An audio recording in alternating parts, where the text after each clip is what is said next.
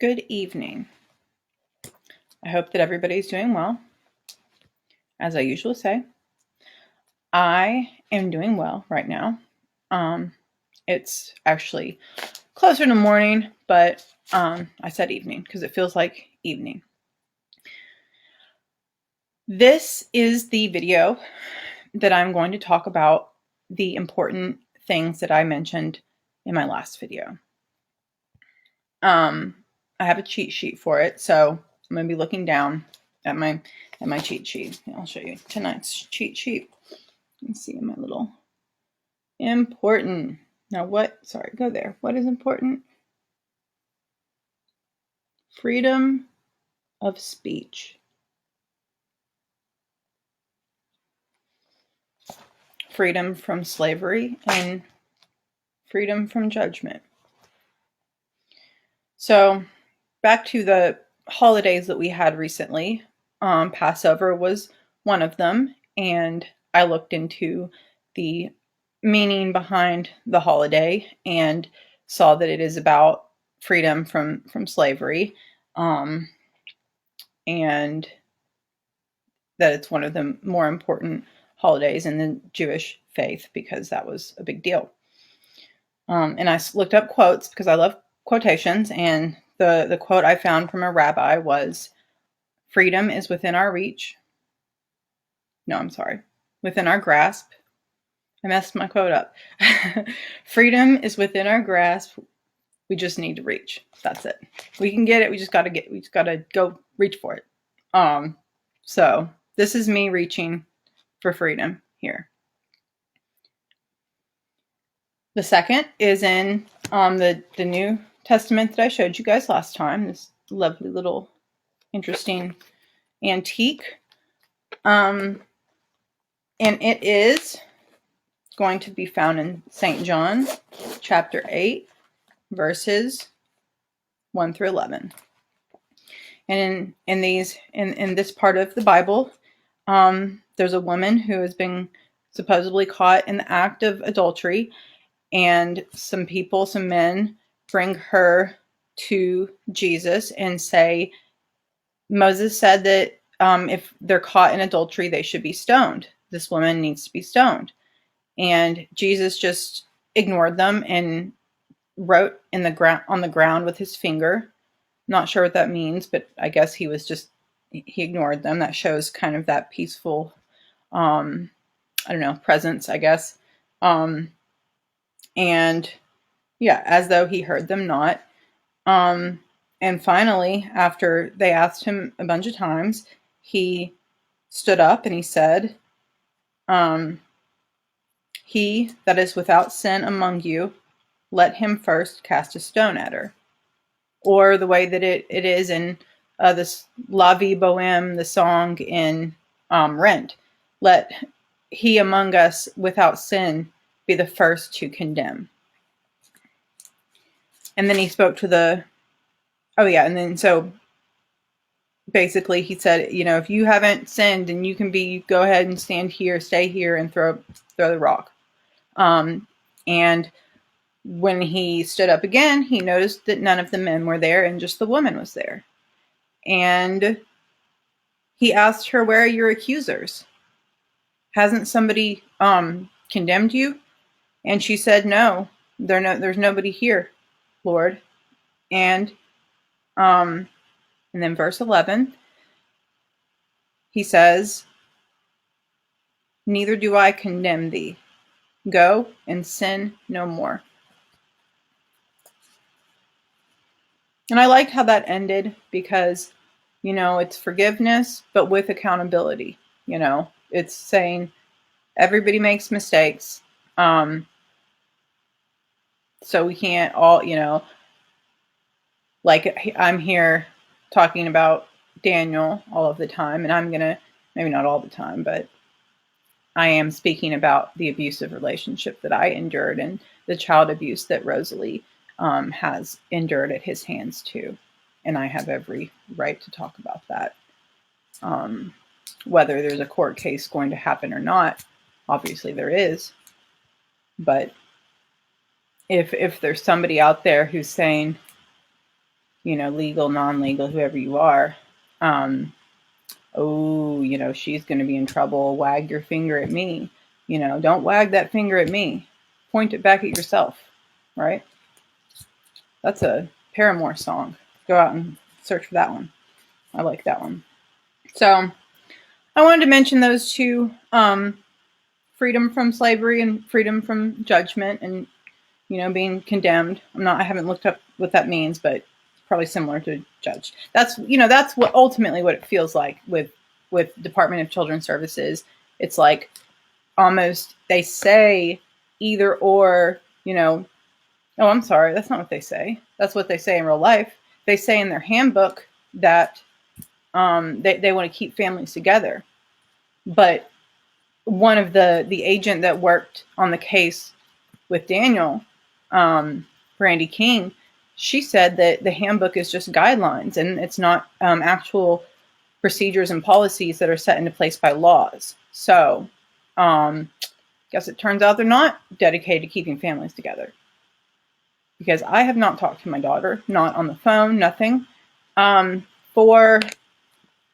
Let's see here, it is the 19th. It's Joey's birthday. It's my nephew's birthday.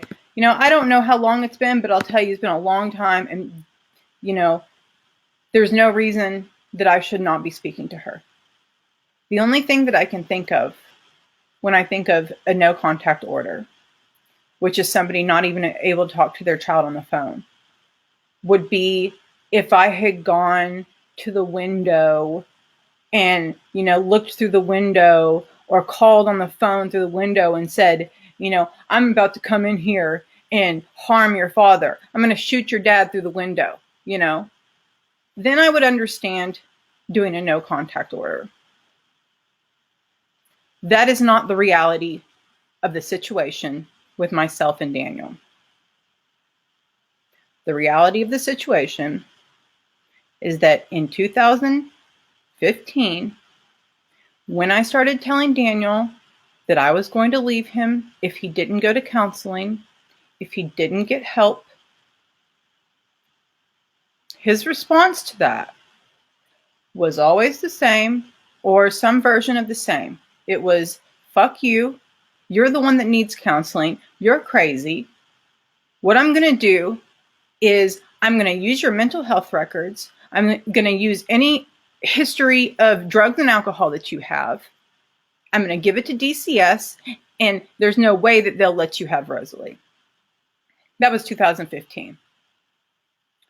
So, when a lawyer told me, recently, and this is not my lawyer, CJ Lewis is awesome, and this is not the one who told me this. The one I talked to is, I don't have any words, but I have plenty of words, but not gonna, my speech isn't that free. So, anyways, but she said, oh, basically the whole, idea is your journals from 5 years ago, that doesn't matter. Domestic violence, this isn't about domestic violence. This is about child abuse. And I don't see how he could still abuse you after you left him. I mean, if you weren't living with him, how could he abuse you? Now, that was actually the DCS agent, but there was a lawyer and a DCS agent, both of whom the things that they said about domestic abuse, domestic violence were extremely concerning to me as a person with a psychology degree and a master's in social work. And the interesting thing is that both of them, when I spoke to them, they both gave me this, what was it? Gave me this statement of, I've been doing this for 13 years. That was kind of, I'm supposed to be, what does that mean to me? What does that mean? If you're telling me that 5 years ago, nothing matters from 5 years ago, in my 5 years, all those, seconds, minutes,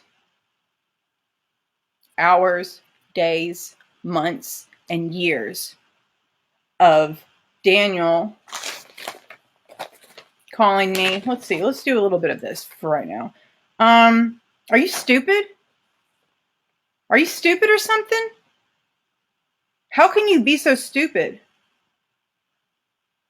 I don't want to say the ones in Spanish because it's too ugly. I can't. I'll say them in English because I can't. I'll post a picture of it, but well, you know what? Fuck it. Perra de mierda.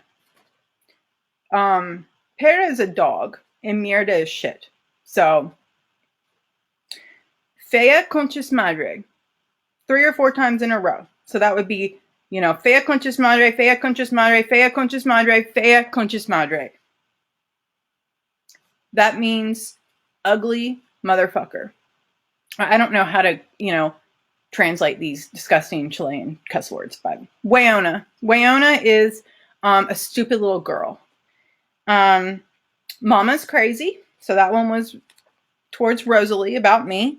You're so crazy, Stephanie. Floja, lazy. Inconsciente. That one means like unconscious, but what it means is like, basically what it means, I think, and I'm just saying this, and I don't know if this is true or not, but this is just an opinion. What it means, probably inconsciente, is a woman who's not following what the man says to do. So she's being inconsciente, and that comes with machismo. That comes with this structure that they have in society in Chile, that where the women are treated badly by the men, and by the other women. I almost said that again, and probably because when I was in Chile, Daniel gave me a black eye once.